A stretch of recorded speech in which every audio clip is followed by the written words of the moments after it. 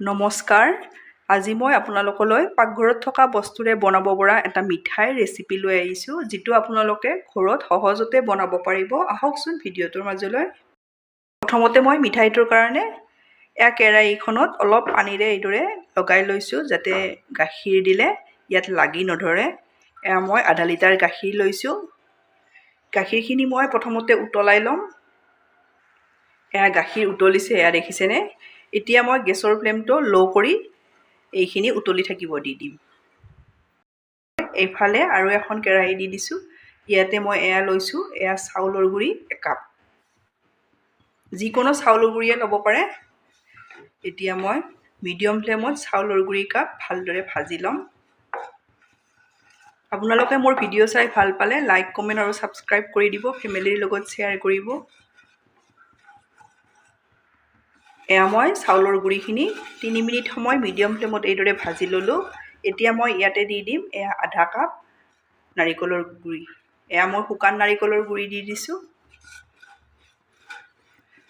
নাৰিকলৰ গুড়িখিনিও এইদৰে অলপ চাউলৰ গুড়িৰ লগত ভাজি ল'ম। তেতিয়া মিঠাইটো আপোনালোকে বহুদিনলৈ থৈ খাব পাৰিব।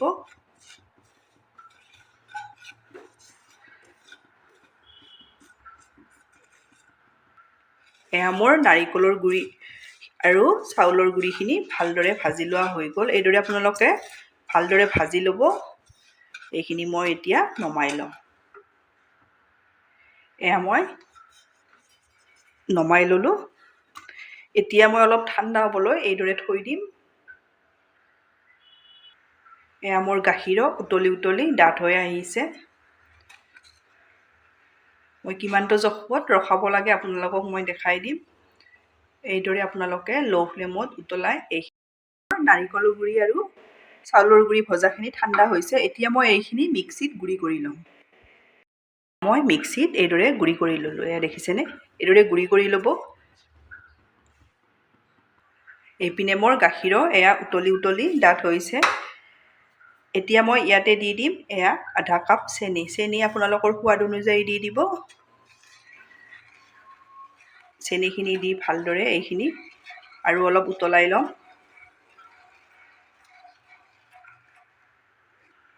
এইখিনি মোৰ ৰেডি হৈ গ'ল। এতিয়া মই এইখিনি ছাইড কৰি থৈ মই চাউলৰ গুড়ি ভজা কেৰাহীখনে লৈছোঁ। এতিয়া মই মিক্সিত গুড়ি কৰি থৈ দিয়া নাৰিকল আৰু চাউলৰ গুড়িখিনি দি লৈছোঁ। ইয়াত মই আধা কাপ পাউডাৰ গাখীৰ দি দিম। ফ্লেভাৰৰ কাৰণে সামান্য পৰিমাণৰ ইলাচি গুড়ি দি দিম। এতিয়া এই গোটেইখিনি এবাৰ এইদৰে মিলাই লওঁ।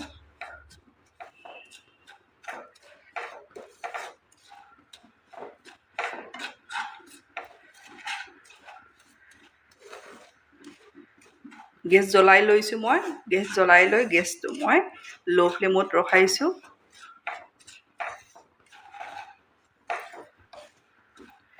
এইদৰে মই গোটেইখিনি ভালদৰে মিক্স কৰি এবাৰ লৈ ল'লোঁ। এতিয়া মই ইয়াতে গাখীৰখিনি দি দিম। গাখীৰ উতলাই উতলাই ডাঠ কৰি আধা কৰি লৈছোঁ। আপোনালোকে 500 গ্ৰাম গাখীৰৰ 250 গ্ৰাম ৰখাই দিব। এতিয়া এইখিনি মই ভালদৰে ইয়াতে মিক্স কৰি লওঁ। এইদৰে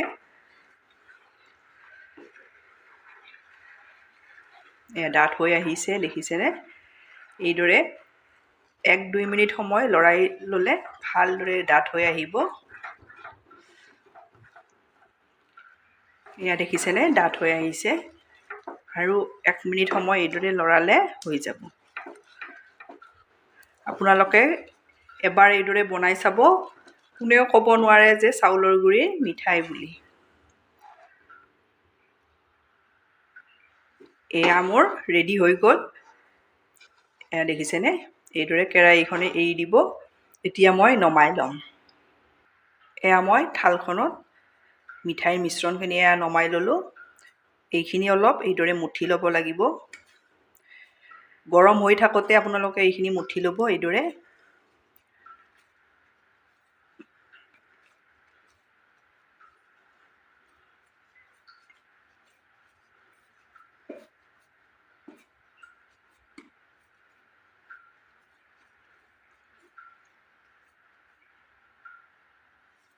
অলপ হাতেৰে চুব পৰা ঠাণ্ডা হৈছে হেতাখন থৈ মই হাতেৰে এইদৰে অলপ মুঠি ল'ম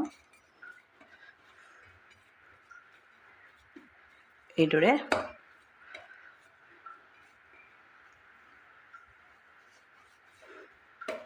এতিয়া মই ইয়াৰে দুটা ভাগ কৰি লম এয়া সমান সমান জোখত এয়া দুটা ভাগ কৰি লৈছোঁ ইয়াৰে মই এটা ভাগ এয়া বাটিটোত থৈ এই ভাগটোত ইয়াতে মই কালাৰ দি দিম এয়া কেশৰ কালাৰ অলপ দি দিম থাকিলে দিব নাথাকিলে আপোনালোকে নিদিলেও কথা নাই এয়া মই দুটুক দি দিলোঁ দি এইখিনি ইয়াতে ভালদৰে মিলাই লওঁ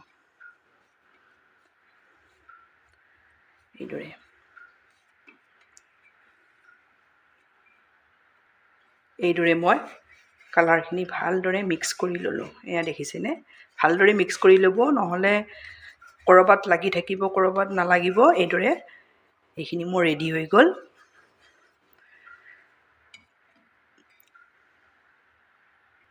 এতিয়া মই দুইটা বাটিত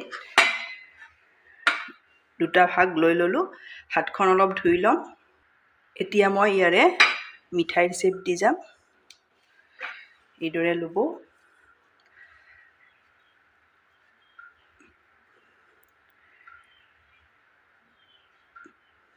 এটা হৈ গ'ল